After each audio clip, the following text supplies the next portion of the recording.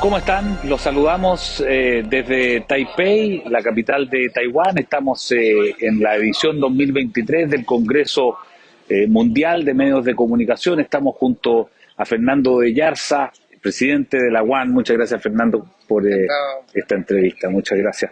Primero, la significación. ¿Qué implica, qué significa estar haciendo este Congreso sobre medios de comunicación en Taiwán?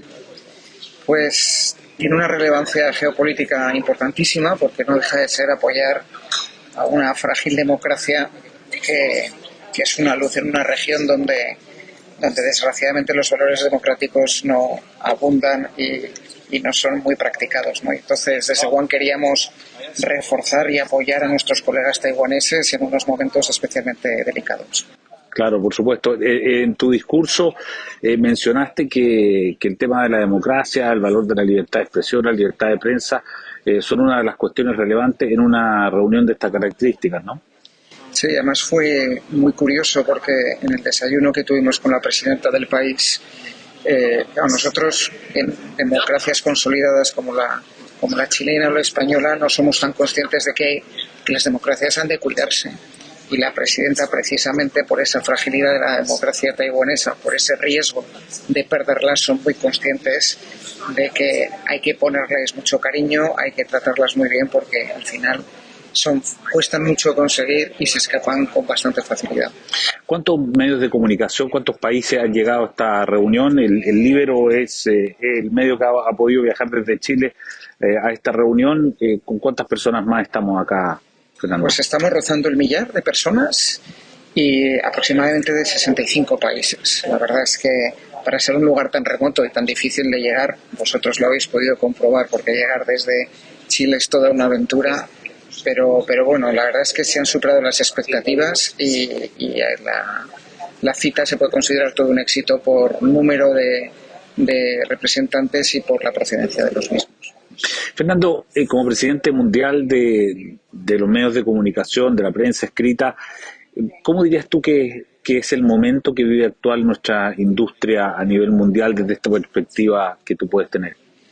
Pues la verdad es que te diría que excepcional, pero llevamos viviendo mucho tiempo en la excepcionalidad, ¿no? Es verdad que la irrupción de la inteligencia artificial generativa parece, y los expertos, y estos días lo estamos pudiendo comprobar, lo denominan como la disrupción total, ¿no? Pero yo soy razonablemente optimista porque yo vengo de un pequeño periódico regional y me dijeron que la revolución digital acabaría con nosotros y hemos multiplicado por 10 nuestra compañía y en el entorno digital yo soy muy de la teoría darwinista de que aquí sobreviven no los más fuertes sino los que mejor se adaptan, ¿no? Y nuestra profesión se ha convertido en un ejercicio de adaptación en los últimos años y bueno, yo creo que esto es otra oportunidad para poder plantar cara como David contra Goliat a estos grandes gigantes tecnológicos que nos acechan. Claro, la industria tiene varios desafíos, desde luego. Una es la sustentabilidad, de alguna manera lo has mencionado, y la otra es sustentabilidad económica, ¿no? Y la otra es la sustentabilidad en términos de la libertad de prensa, la libertad de expresión que sabemos que siempre está en riesgo, ¿no? En ese ámbito, en el ámbito de la libertad de expresión y libertad de prensa, ¿cuál es el panorama general que tú ves? Pues la verdad es que desgraciadamente en ese apartado no soy tan optimista porque yo creo que es un fenómeno global la polarización que ha habido y la política se ha llevado a los extremos y los populismos, me da igual que sean de izquierdas que de derechas, son poco amigos de la libertad de prensa, ¿no? Y estamos viviendo un fenómeno global que no solo atañe a terceros países o a países con poca calidad democrática o directamente dictaduras, sino que estamos viendo como en primeras democracias ese proceso de polarización se ha convertido en una amenaza real contra los medios de comunicación. Y yo lo pude experimentar en mi propio país, en España, donde una parte del gobierno es comunista y abiertamente habla de su hostilidad hacia la prensa libre e independiente, ¿no? Y yo creo, una persona que está totalmente convencida de que una democracia se fortalece con un ecosistema de medios diverso, plural, rico, para que los ciudadanos puedan formarse sus propias opiniones, que los tratemos de forma madura y adulta, ¿no? No les digamos lo que tienen que pensar, sino que les pongamos elementos de juicio para que ellos se formen sus propias opiniones. Pero respondiendo a tu pregunta, no vivimos buenos tiempos. Desgraciadamente, esta ola de populismo que arrasa todo el mundo pues es una amenaza seria para lo que es la libertad de prensa y la prensa libre. La presidenta de Taiwán en la inauguración, que pudo compartir contigo aquí en el escenario, hablaba del fenómeno de la desinformación, ¿no? Que es una palabra que hoy día da vuelta por todas partes, y ella decía que los esfuerzos respecto a la desinformación, para combatir la desinformación, estaban muy centradas en la sociedad civil, ¿no? Organizada, que trataba de ver la manera de enfrentar este flagelo.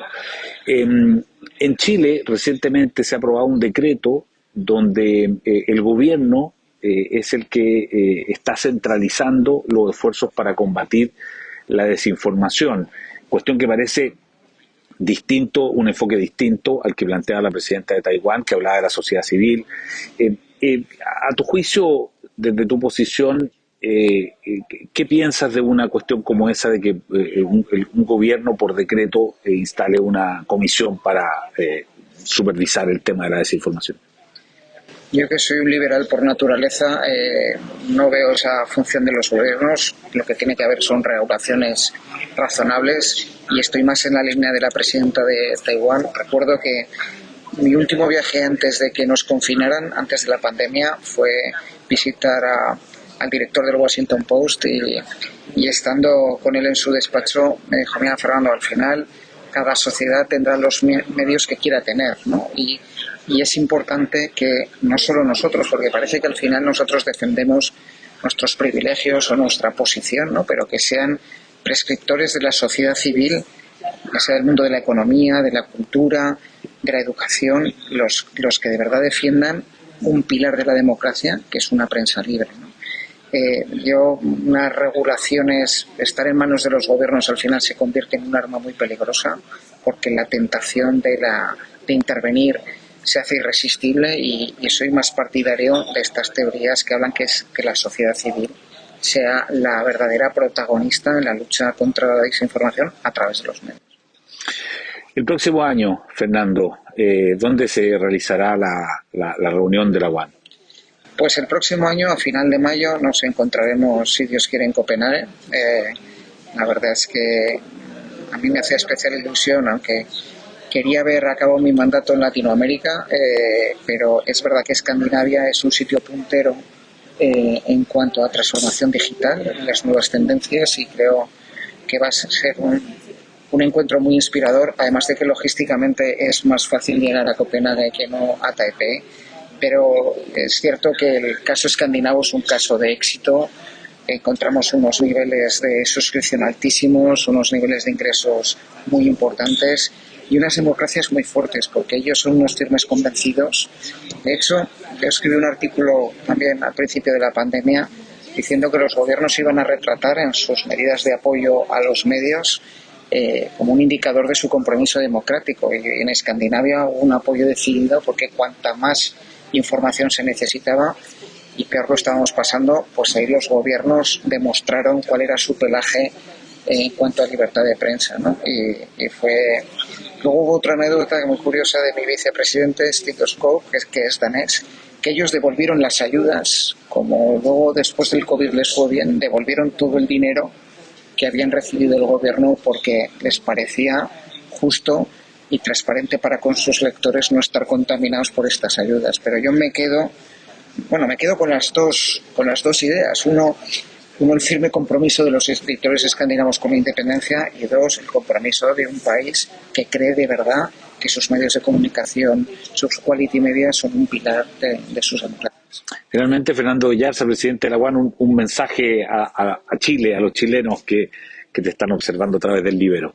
Pues Chile para mí es una tierra que siento muy cercana y muy querida. He seguido mucho los últimos acontecimientos y la verdad es que Chile para nosotros es la Suiza latinoamericana, es ese país de referencia, es un ejemplo. Yo que estudié economía, tanto el modelo de pensiones como como muchas recetas, han sido todo un referente para nosotros. Y la verdad es que hemos visto con preocupación a veces, según qué movimientos o según qué revueltas, ¿no? Que decíamos, si hasta Chile está así, el mundo se acaba, ¿no? Pero ver a Chile volver a la senda de la sensatez y del rigor, pues me da mucha tranquilidad, porque es un faro dentro también de muchas turbulencias que hay en un continente que, como digo, para un español es tan cercano, tan querido y el que siento tan cerca. Yo, como presidente mundial, pues represento a todas las naciones, pero dije en mi toma de posesión que yo tenía alma iberoamericana y Chile para mí es el país porque representa lo mejor de una cultura y de una tradición que es importantísima. Fernando Yarza, muchas gracias, y muchas gracias a ustedes que nos están viendo, a los miembros de la Red Líbero que hacen posible que estemos acá y que podamos tener este programa. Muchas gracias. El Líbero, la realidad como no la habías visto. Haz que estos contenidos lleguen más lejos haciéndote miembro de la Red Líbero.